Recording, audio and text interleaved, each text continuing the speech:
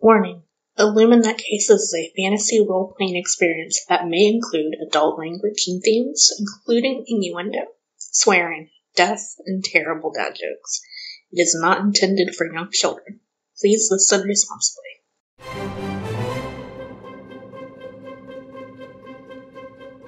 What is up, friends? Game Master Ryukin here. Just wanted to throw out a small disclaimer that this podcast is just a passion project. It's always going to be free. It's just going to be 5 people, at their computers with their own mics. It's not like studio quality or anything. I'm just putting my heart and soul in it. So if you like it, share it with your friends. Thank you for listening.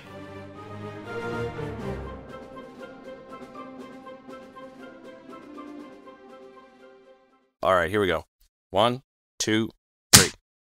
Alright. Whatever. Good enough. Fuck it. That's my job to sync it up, so... At least on... Again, I am clapping on 3, not 3 and then clap. Yeah, I'm timing I just don't it think we heard you. Yeah. Okay. Yeah, I'm clapping as soon as I hear 3. Mm-hmm. Yeah, that's how you should do it. Either way. Okay. Either way with you, you're going to have a nice, long lead to help with everything. Yeah, don't worry. I know how to work it. All right, so. everyone just randomly clap at times just to really fuck off his syncing. It's too late for thanks, that. We would have had to do randomly clap, you say? Yeah. Okay. Well, it's too late. I've already synced the audios. Yeah. Yep. Fools. We would have had to have been non-stop clapping at the beginning to screw with that. But yes. All right, so I've set everything up kind of weirdly. I did like a lot of structure for the start, and then kind of a winging it for the second part. we're gonna see what works best. You mean? Okay. Listen. I slaved over a hot keyboard for minutes. Why was the keyboard on hot? preparation. I think you need to do something about that. It was a laptop. Oh, Ryu, you mean like the normal GM method where you try your hardest to get everything squared up, and you end up having to wing it anyway because your players are doing things you weren't expecting.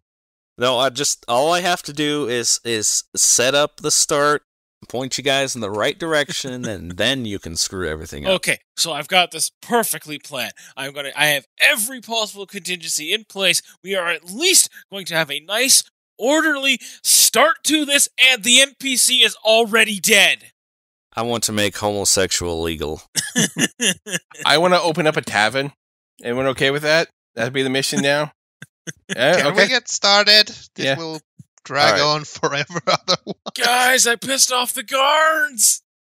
Shut up! Okay, so I'm gonna do the intro, and then after the intro, I'm going to essentially motion towards you as players to introduce your characters. You'll know when. Mm-hmm. Okay, so the lands of Golarion are rife with mystic beasts, unspeakable treasures, and long-forgotten secrets. Such mysteries call to the common folk that rise up as adventurers to seek fame, fortune, and glory in each and every corner of the world. Tales of such heroes are sung throughout every tavern, their very names inspiring new generations to seek their own adventure. When dragons threaten the kingdom, or the dead rise from their graves, the people call upon heroes to save the day. But if you need rats removed from your basement, medicine delivered to Grandma, or just some help unloading the luggage, you call Team Pinch. Because, unfortunately, that's all we got. And no, they didn't come up with that name, that's just what everyone calls them. They're not the bravest, nor the brightest, but they'll do mediocre work for mediocre pay. Which brings us just outside the Temunda Mines, situated a day's ride south of the city of Hawthorne, where we find our team discussing their upcoming mission amongst each other while breaking down camp. So hello and welcome to Illuminutcases, a Pathfinder campaign that we have decided to play just for funsies, and you get to join along in this little podcast, or who knows how you're listening to it. Everyone, please introduce yourselves. Who starts? You start. Okay, I'll start. Stop laughing. Frosty volunteers! Let's start with Frosty. Introduce yourself and tell us a little bit about your character. Okay, I'm Frosty, also known as Deft Frosty, and I'm playing Nakor, a old man. Like, we're talking over 70 years old. So, yeah. He's a oracle of intrigue, speciality. So he's a little bit roguish, character-wise, but let's just say he's not the bravest or greatest person around. Yes, we've already established that with your intro. Yeah, well, just make it doubly so here. Okay, let's move on to Yuho. Hello, me Yuho. Yuho Smash. No. Yes, but what about your character? My character is Horatio Price, who happens to be an oracle of time, and he's an unremarkable, useless son of a noble family, and he hates dirty stuff. So he's sort of a hypochondriac. But he does it for a fee. So let's move on to Terrorflame, a.k.a. Joe. Yeah, Joe. That's about all that's interesting about me. And my character is a fighter. Yep, that's it. That's all we can't get more basic than me! Alright, and finally we have Loco Bobo, a.k.a. Bobo. Greetings, I'm Bobo. I will be playing the noble here, the one who kind of sees himself as a leader, but actually isn't. Do we have a leader? No, we don't. Yeah, that's what I thought. What's your class? I am Izan Gravio. I will be playing Izan Gravor Kervel Mizrod V. Otherwise, to help you guys out, you can call me Izzy. I am, well, it does kind of put me off when you mention the fact of help with undead rising from the graves. Some of that might be my work. I do apologize, as I am the team's necromancer, specializing in fact, but due to my studying of necromantic arts, I kind of had my studies in enchantment and illusion kind of fall behind.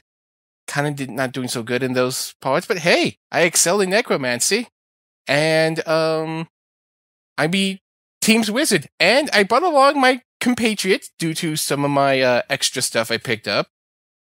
This is Patty, the first of my many bony boys. Hey, what's up, guys? Wave to the viewers, Patty. Hey guys, I'm Patty. He's a skeleton. I'll be voiced by the GM at times, unless Bobo wants to. I'm a skeleton, and I got all this cool gear, and I found these cool sunglasses. Literally the most competent party member. Sup?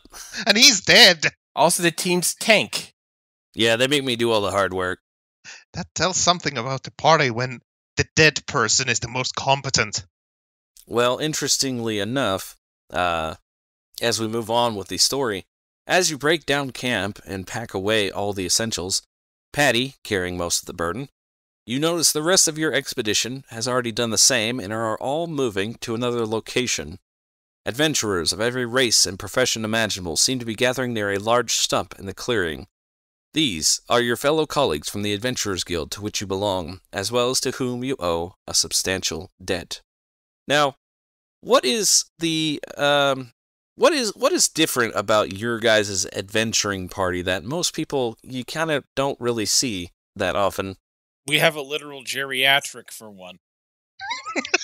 Well, yeah, but I was more talking about the composition of races. We're very basic. Human basic. Like, everybody's human. Every single character is human. Now, I want to emphasize, listener, they did not plan this.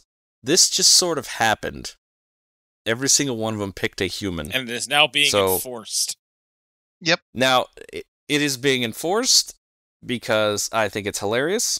Well, it is. And yeah. And it's become a plot point, essentially. But we'll find out more about that later. Oh. Adventuring is not without its risks. A lesson you four learned the hard way. The very hard way. Through a combination of traps ambushes, and just plain bad luck, all 4 of you have died. And, seizing a business opportunity by the throat, the Adventurers Guild brought you all back to life with promise that you would repay the debt in installments.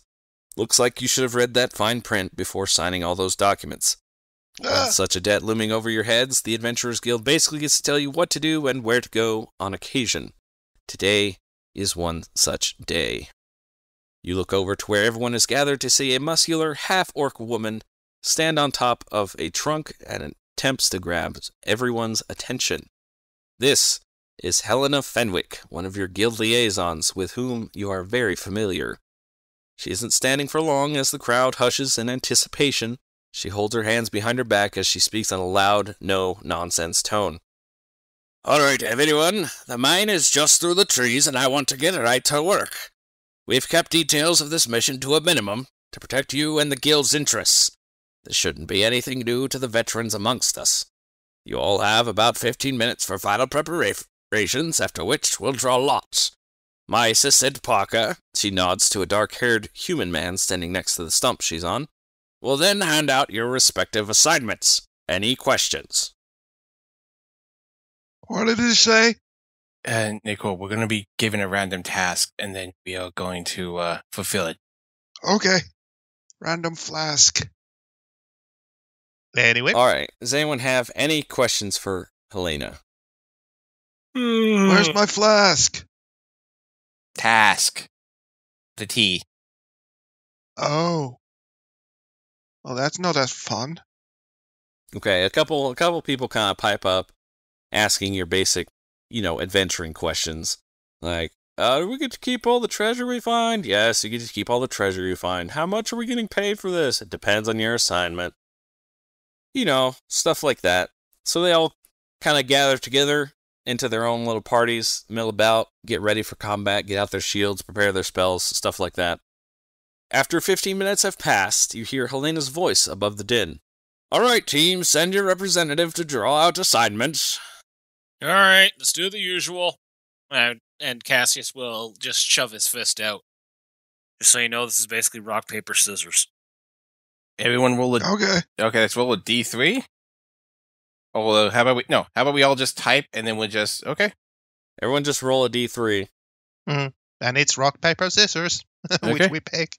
So Cassius threw scissors, Horatio threw paper, scissors. Looks like Horatio lost. So here goes. Cassius, Nekor, and Izzy all threw out scissors, and Horatio threw out paper. Patty also puts his hand in. He threw paper or scissors. He threw rock, but I don't think he just wanted. So Patty wins. Man, I just kind of I wanted to join in. We know. I'm part of the team. We know Patty, but Helena. She doesn't really like you. Yeah, I know, but that's okay. Everyone's entitled to their opinion. She tried to bury her axe into your skull last time you two met. Hey, she has a very strong opinion of me. That's cool. I respect that. Also, those paladins and those clerics of the light have been kind of giving us the side eye here. I don't know why. What else is new, dudes? Yeah. What else is new? Did I win? All right, I'm ready. Let's get this party started. Well, gotta always Who look won? up. Did I win?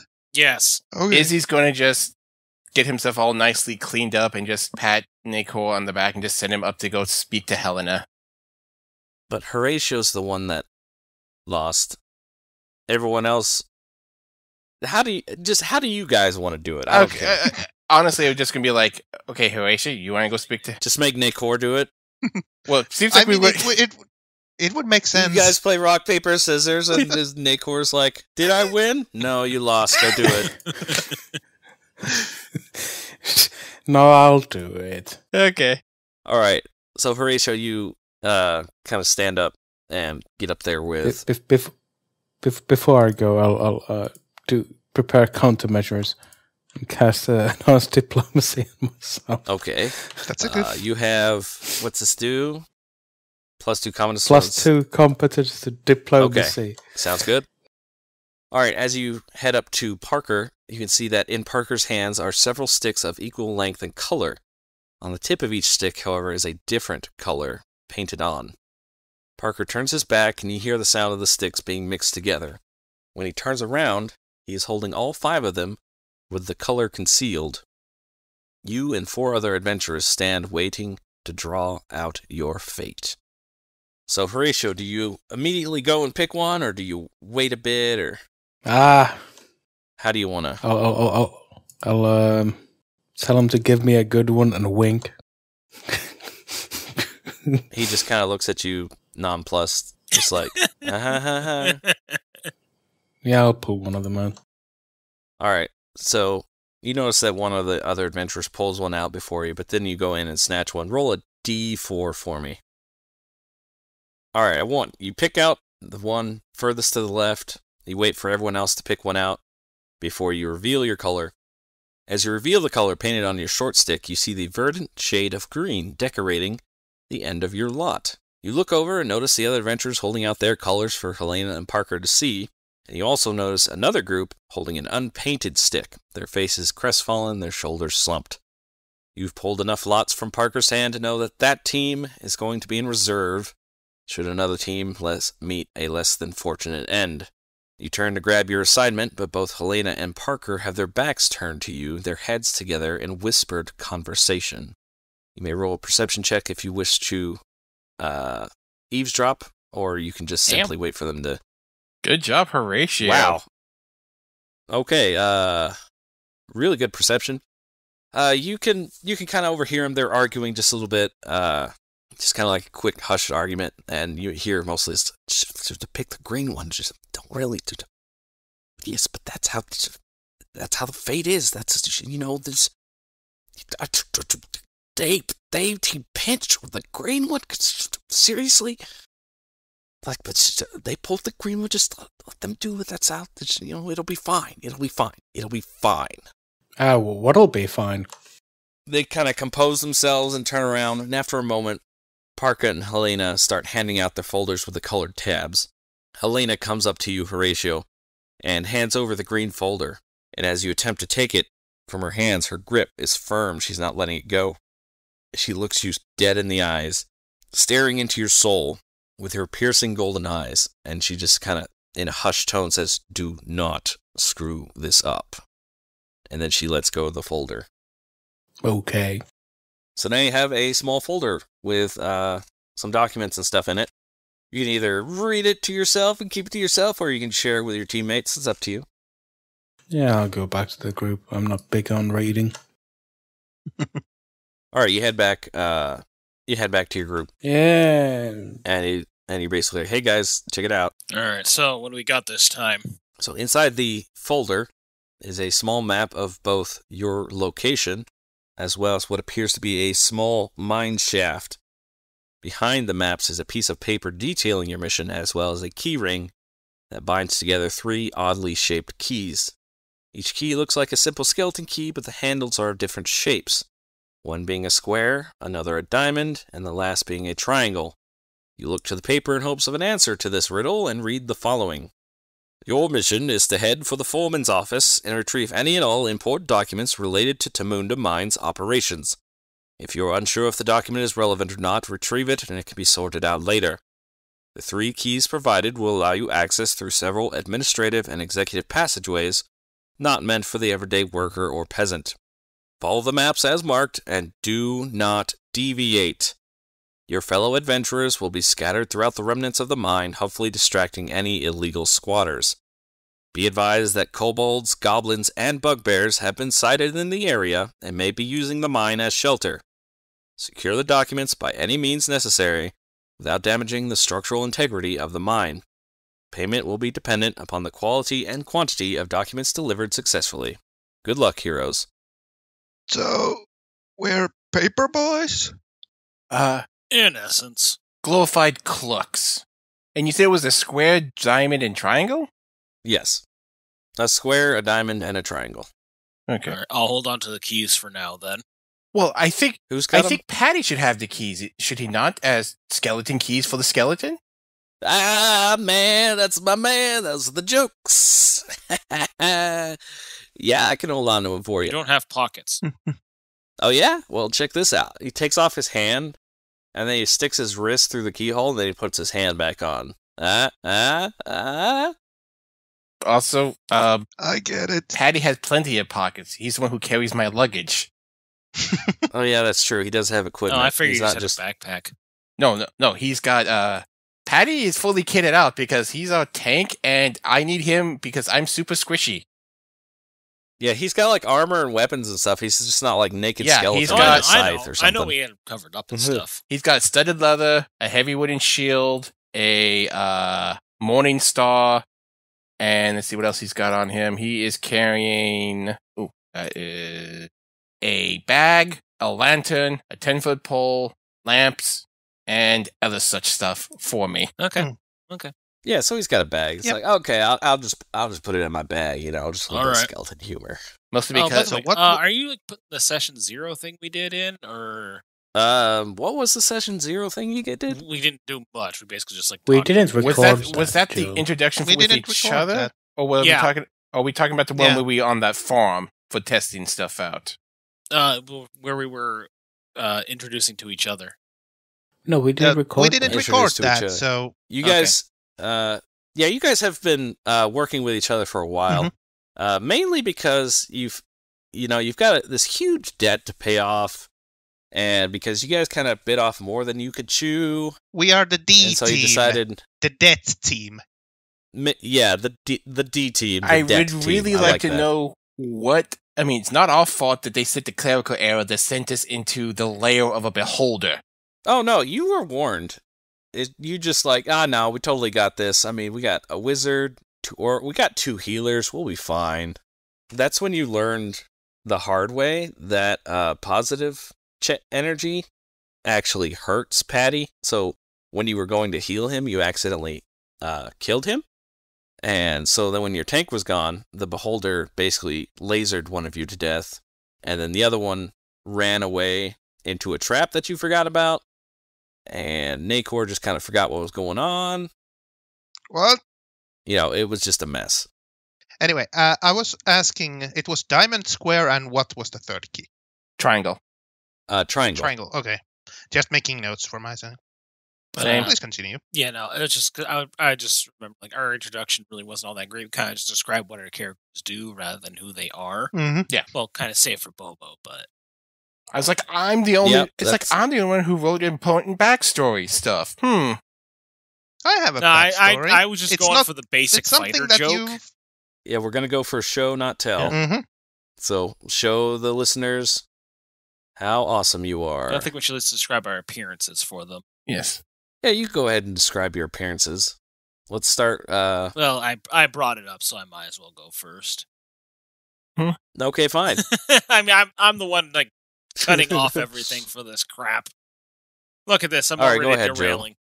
All right. Anyway, my character is Cassius Baker. He's a human fighter. He stands about. What the hell did I write it down? I think I wrote it down.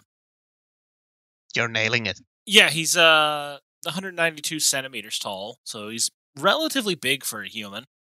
He's got short brown hair, gray eyes, and he's got 2 scars on his face, one above his eye, but the other one is a deep scar through his cheek that actually goes down along his torso. This was received as a near-mortal blow that probably should have killed him, but somehow he got lucky and survived. For the most part, he just wears old, ragged armor. Just he takes what he can get. Essentially, his stuff is all of his equipment is worn, but relatively well enough maintained. And just constant. He's just got this constant look of tiredness on him. Despite the fact that he's not that old. He's in his mid-20s, but he's definitely exhausted from something. If you guys want to kind of get a picture of that, try looking up Abraham Lincoln before and after becoming president. Oh, I thought you were going to say before or after he went to that one theater play. No. Honestly, if you see pictures of Abe Lincoln before he became president, he's like youthful, looks full and vibrant. full of life. I think that fits any president. Yeah, pretty much. All right, let's move on to Bobo. Izzy, as the fifth son of a family, doesn't really was there. He was just given his, AKA, thematically, he was just given his starting wealth for the character as, listen, I don't want to do this. You're not going to inherit much shit. Go make your own fortune. I was told to, almost for verbatim by what my father told me. Here's some gold. Get out and sign this document to say that you're not going to try to go for inheritance or, anything like that from your four brothers. I was like, okay. Signed it, left. And I found Patty as just some dead dude I found in the woods that I decided to resurrect from some books I found in the family library. Turns out, they were necromantic in nature. Thought they were just magical. Yeah, I didn't ask to be brought back to life. I mean, you had a hedgehog living in your skull. Hey, he was cool. I had a roommate. That I had to clean up after because he left some stuff behind. He did what? But yes, no, but like I said, he's dressed, normal human, kind of young, early 20s, also probably kind of short as about 5'6", 5'7", brown hair, brown eyes, tan skin because he's been spending a lot more sun, so he's kind of had to do that. And, yeah, just party wizard, party necromancer. He dresses a bit finer than the rest of the people, but that's about it. And yeah, just unarmored, squishy, please don't stab. Beyond that, the only other thing he has outstanding with him is this rather nice ornate scarf he has wrapped around his neck, and quite long, that he uses to mostly filter out foul smells, because of his work as, on the off time, he is a practicing taxidermist and mortician. Sometimes he gets that mixed up, but not normally. I brought your cat back to life. As a skeleton, ooh. Also, I'm sorry about your grandma. I thought this was a taxidermy order, not a mortuary order. Ooh. Horrendous. Let us move on to Frosty. Okay, so Nacor is an old codger. If you think about an old man, face wrinkled with age, sort of a grayish blue eyes, long white hair, and long scraggly white beard. Nose has swollen and reddened by age, or maybe something else. Something that he might be enjoying every now and then. But, yeah. He's about 5'7", 5'6". 5'6" I've marked here.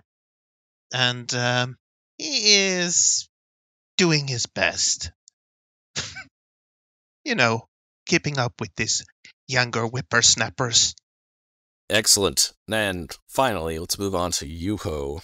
Human male, 6'4", age 30, brown hair, emerald eyes, weighed about 100 pounds, so healthy, spoiled brat weight for this age and time. Actually, no, that's quite light.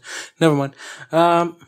Yeah, hasn't seen much physical work in his time, so kind of soft-looking person. That's it. All right, excellent. Now that our viewers have the perfect mental image in their minds of our players, and every single viewer views the same mental image, of course, you guys have described it so perfectly. Helena kind of gives you a look like you gotta get to work. Yes, my dear Helena, we will. And don't you worry, we'll be back with as many papers as we can get. She just kind of sighs, whatever. Just don't screw it up this time. When we have screwed up anything. I again say we did not screw up the previous job. That was the fault of the clerks at the Adventuring Guild for giving us a mission that involved a beholder. No. I'm not talking about that one. I'm talking about the paper mill incident, the dock incident. Let's not even go into the pasta incident. Okay? Ooh, I like that one. That was Cassius on the pasta, full on. All right, let's stop there. Let's stop arguing and just get it going, shall we? Fine. Yeah, I have somewhere places to be. You guys are able to navigate the map towards the area you're supposed to be in. The map indicates that there's supposed to be sort of like a back door, as it were. Sort of like an administrative entrance in the area, but you can't quite seem to find it. So either use spells or skills to essentially find this door, as it were. Yep. It seems Cassius is using perception. So Cassius rolled a 21 of perception. I'm gonna grab my dice. Nice. Yes. Do you want us to roll the dice for the click clack sounds, or? Yeah, you can. Okay. Especially for like, out of combat stuff, but when it comes to combat, you can just roll from the sheet. Okay. I'm still gonna roll in the thing, but I'm just gonna make the click clack sounds. That's fine. All right, I put them there. I was like, where did I put my dice? I put them to safety because I kept dropping them from my table. I dropped them like 3 times. So Cassius rolls a 21 with perception, and Horatio casts light, even though it's daytime currently. But that lasts for 10 minutes. We haven't gone in the mines yet. We're looking for the back route in. That's a cantrip, though, right? Yep. Yeah. Okay. So yeah, Cassius, you managed to spot kind of overgrown, what appears to be a large wooden door, and you kind of point everyone towards it. Here, guys, over here. Good job. And Patty leads the way. He's like, "Oh man, check it out, guys! It's the door. We found it. You want me to try to open it, boss?" Cassius is just going to grab the door and try to open it. Okay, you tug on the door and you open it. You try to open it, but it appears to be locked. But you notice on the door is kind of like the symbol of the mine. How kind of like ranches have like, weird letter symbols. This mine's got a D and an M on it and a cool fancy symbol that you can imagine for yourself because I didn't want to design one. And it's encased inside a triangle. Triangle key. My dear Patty, would you please use the triangle key? Oh, yeah. Cassius just holds his hands towards the skeleton. Oh, hold on, let's see. Circle key, square key, hexagon key. Triangle key. Here you go. Wait, where do you get those other 2 keys from? I made some of my own. You can see just kind of like what looks like keys made out of sticks. Cassius is just gonna ignore that and just unlock the door and try again. Okay, you put the key inside the door, and it unlocks fairly easily, and you open the door, and you are greeted by the dusty, dank smell of the Temunda Mines, and it smells, rank, stale, and I'm gonna move you on Pathfinder to a mine image to just kind of set the mood. Well, thankfully, I have my scarf filter. Right. Well, Cassius will return the key, so yeah, do that and then step inside. So, boys, how do we do this? Well, According to the job, we look for the offices and gather up any reports. Okay. So, want me to go up first? Very quietly, sneaky-like.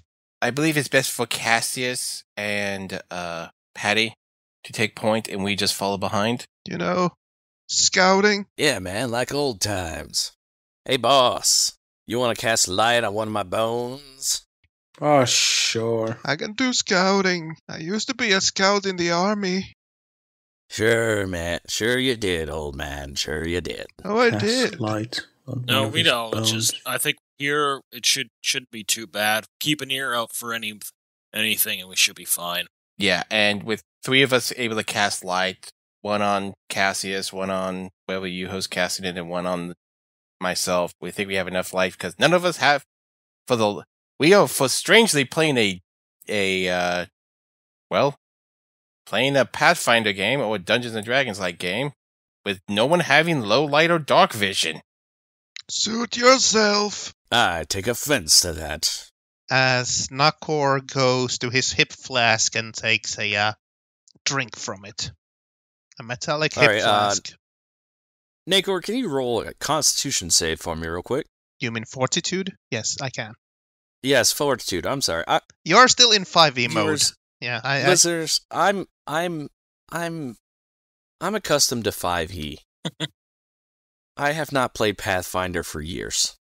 Nacor, are you crazy? I'll be rolling. Yes. Okay, Nacor, you are slightly tipsy. Hmm.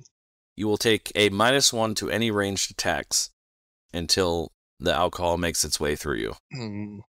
What? Only slightly tipsy. Don't consume anything. Can't you see all the dust and shit? I'll be fine. Burp. It warms my old bones so well. Let the old man. Okay, as you guys Let the old are man. moving through the Yeah. mines, Patty is like, hey, can I see that map we got? Hmm. I mean, if you so wish. Yeah, I mean, if I'm gonna lead the way, I gotta know where I'm going. That's perfectly fine with me, Patty. Is everyone else okay with Patty having the map this time? Okay. What? Haha, sweet. I can't see a thing. Patty, Yeah. you should still be able to see it just fine. We have plenty of light. No, I mean, I'm a skeleton. I can't see a thing. Maybe it's those glasses you're wearing. Oh, right. He kind of tips up his sunglasses a bit. I don't got no eyes. I was making a joke. Something you squares wouldn't understand. So Patty continues to essentially give you guys a hard time. Excuse me? Was that an icebreaker? To the pungent with you. Please, no. Right, anyway, let's go. Let's go. Patty kind of leads the way, and eventually you make your way to a small room. And at the end of the room, you can see with your lights a door that looks much like the last one, but it has a diamond on it. All right, diamond key. Here you go, boss. Cassius will go and open the door. All right, Cassius, can you roll a perception check for me? It's a trap. Or a tarp.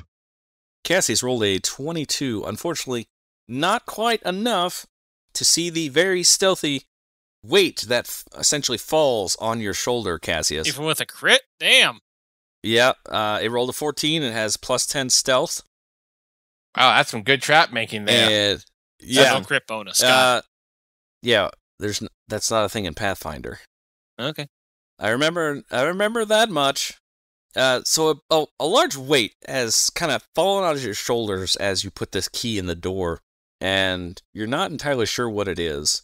How do you respond to this? Let's see. Just immediately my free hand goes to shove it off. All right, as you go to shove it off, it bites you. God! All right, 1d20 plus 2. It rolled a 2. So it kind of bites for you and hits your gauntlet, and then it starts crawling all over you. As you realize, this thing is a giant centipede has fallen on top of you. Oh, shit. Oh, Ew. don't get... Yeah, I'm gonna try and get it the hell off. You managed to brush it off already, Okay. because that's what you were going to do anyway. So now everyone can roll for initiative. Okay. Hooray. Does Patty work with Cassius's, or does he roll his own? He looks similar to like a familiar or animal companion. He rolls his own. Okay. Nakor rolled 3. So, old man reflexes are strong in this one. Okay, so Patty rolls his own. I got that covered, don't worry. Okay. And the centipede rolled an 11 plus 11 plus 2. Yep. So it rolled a 13. Okay. Oh, okay, I fixed that real quick, but that's a 9, because that's what I rolled for Patty earlier. Before we go to combat, may I make a question? Yes. Can you give us an approximation of the size of the room? Are we in a small room, a medium room, large room? The room's probably about 50 feet by 50 feet with a ceiling about 20 feet up. Oh, okay. And that's where the centipede Okay, dropped from. Right on top of... Okay. Okay, so they pretty much just boarded up a natural cavern in this mine then, and just made that into an office space. Yeah, there's not really much on the floor here other than what you see, a minecart track as well as a switch. You can see that this might have served as kind of like just a branching path for this minecart. Okay. Who was it that opened the door Me. again? That was Cassius. Okay, so Cassius, you are right next to the centipede. Everyone else, you're probably like 5 feet away, just right close to it. It's not very far away. Okay, so I'm going to have to... We're going to start at the top of the round with Izzy. Okay, I'm going to step back a little bit because I do not wish to get bit and probably poisoned by a centipede. Okay, you're well without of its range, so you can move as far as you want without provoking. Okay, that's fine. I'm just going to move just about 10, 15 feet away. It's close enough to still offer aid, but far enough back that I don't have to be risked of being attacked. And, I'm going to cast some magic. All right, what are you going to cast? Well, I'm only a level 1 wizard. I'm not going to waste any of my big spells, as I only have 2. So it's just going to be a Ray of Frost as I try to fire a cold beam of energy at it. Okay, you fire off a Ray of Frost, 15. Will hit its AC. Yes. And it manages to do 3 cold damage. Let's see. Does it do anything else other than cold damage? No, this is not like the Ray of Frost in Okay. 5e, which can also slow on top of that as well. Okay, so Izzy, this is a crawling kind of bug centipede, I should say. Too many legs. It has too many legs. What is your reaction as you cast this Ray of Frost? Ew, ew, ew. All right, you just kind of like ew, ew, ew. You throw out your Ray of Frost and you hit it in the backside, and it kind of twitches a bit as you manage to hit it, but it's still kind of wriggling around. Cassius, since it's closest to you, it will attack with its bite. It's going to try and bite your legs this time. 11 plus, looks like plus 2, so that's 13 versus your AC. Remember, you're technically flat-footed as you have yet to act. I would say that, but that misses. Okay, so that misses. So it tries to bite you again. It kind of gets into the heel of your boot and doesn't really pierce through. And it's trying to just kind of worm its way around you, but again, its backside just got hit by Ray of Frost, so it's not exactly, working out too well. Horatio. I'll just back out a bit, like 20 feet, and be like, ah! And, You just gotta yell at it? Yeah. And, I don't have anything useful to do, so that's my turn. I'll do a defensive thingy action. Total defense? Yes, that. Okay. All right, Horatio takes defense against this giant centipede. And we move on to Cassius. Okay, so Cassius will look at the bug and just be like, ugh, damn insects. And then he will reach for his halberd and then just take a strong stab at it. Okay, halberd 12, and an attempt to attack the centipede. Unfortunately, you managed to stab the part that was already hit by the the Ray of Frost, rather, and you just kind of pull off its backside, but it kind of lost that art already, so you didn't really do any much more damage to it. So it's kind of wriggling around your feet, and you kind of missed it. All right. But Patty the Bony Boy. Patty, Bony Boy, do what you do best, Patty! As Patty walks forward, he drops the map, which might be a bad thing, but he has to do that so he could swing at it with his... Let's see, Patty. 21 for 9. Patty swings his Morning Star with 21. It's like, don't worry, boss, I got this. And he just brings it right down on top of this, on top of the centipede. Roll damage for me. I did. I only see 21. It was 9 damage. You don't see the damage? Scroll down a little, maybe. You need to pull the text box. My roll 20 is a little broken. Yeah. Okay, so yeah, 9. A while. 9 damage as he just kind of squishes it, and a little bit of it kind of goes everywhere. Izzy, roll a reflex save for me, just real quick. DC 5. Oh, don't like that I'm that far back. But let's see what Let's see what Izzy happens. Izzy reflex. Oh, +1. Ugh. Okay, so yeah, none of the guts kind of come flying as usual. A little bit of a little bit of drop just goes. Oh wow, he got some distance on that squish. Then he went Yeah, Gallagher. he went some serious squish on this centipede. He Okay. managed to crush it pretty easily. And with that, the room is clear. There's nothing left. You managed to kill the one giant centipede in the room. It's uglier than my old wife. Alright, let's check for anything that might be of interest. You find a giant centipede's corpse. What you thinking of doing with that? According to the Half of it's frozen. kind of- The other half is squished. yeah, Izzy kind of looks at it and just goes. Apparently, I could try to bring this thing back as a assistant, but I do not have the ability to cast such magics at this Don't time. worry about it. Let's just check the room for anything else. Nah, Yeah. man, I'm all you need. But don't you want a bunch of compatriots to help you? Nah, we can do that later, man. This should be an easy job. Yeah. Who knows? We might find something else beyond the next door. What I see is tracks and walls and a ceiling and a door. We should go through of it. Yes, I hope. Yeah, let's go through the door. I opened the door. Anything else of interest in this room? With a 17 There's a perception? skeleton in the room. Ah. Pat, sorry. No, it's basically just it's just got some tracks on it with a switch nearby. It's just kind of a, Oh, so it's a rail station. yeah. Okay. Can one of you move the centipede corpse? I don't want to go near. Yes, no problem. Izzy's gonna pull out some gloves and just grab one end. No, and don't just- worry, boss. I got this. Oh, thank you, because I do not have the strength to do that. It would be quite hilarious. Uh-huh. I mean, I have 8 strength. Nah, man. It's cool. If you need some muscle, ask me, as I flex my extremely well-toned 6 strength score. You flex your muscles and hurt yourself. Oh, stupid age. Thanks, Patty. Okay, so Frosty, that kind of excitement kind of jostled you out of your little alcoholic stupor, so you no longer have that penalty. I should do it again.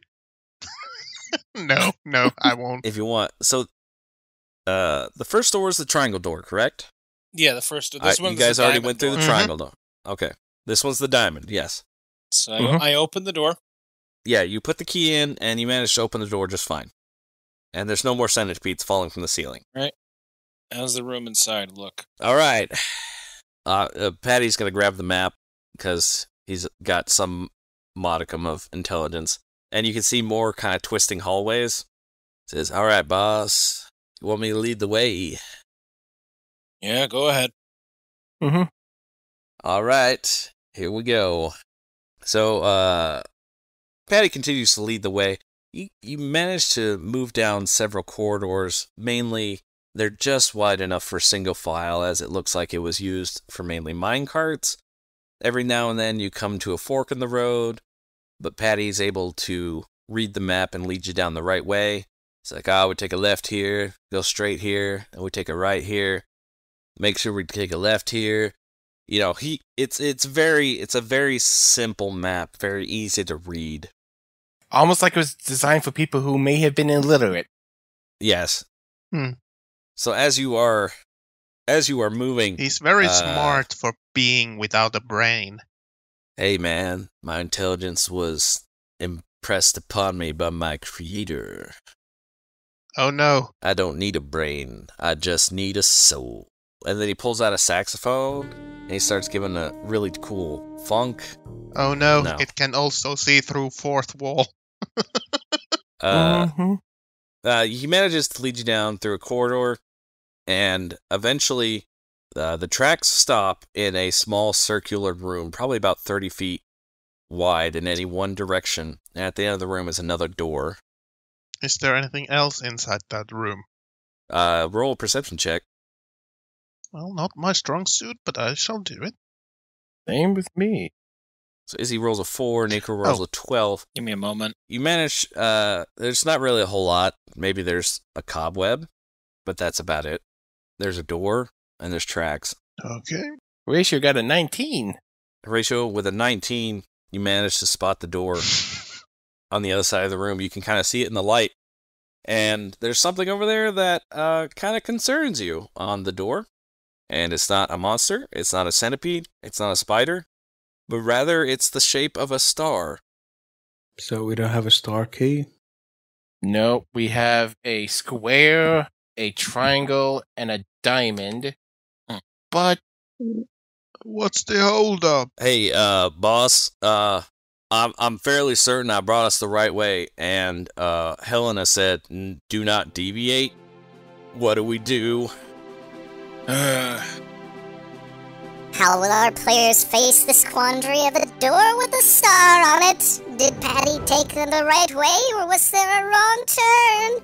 Find out next time on Illuminutcases.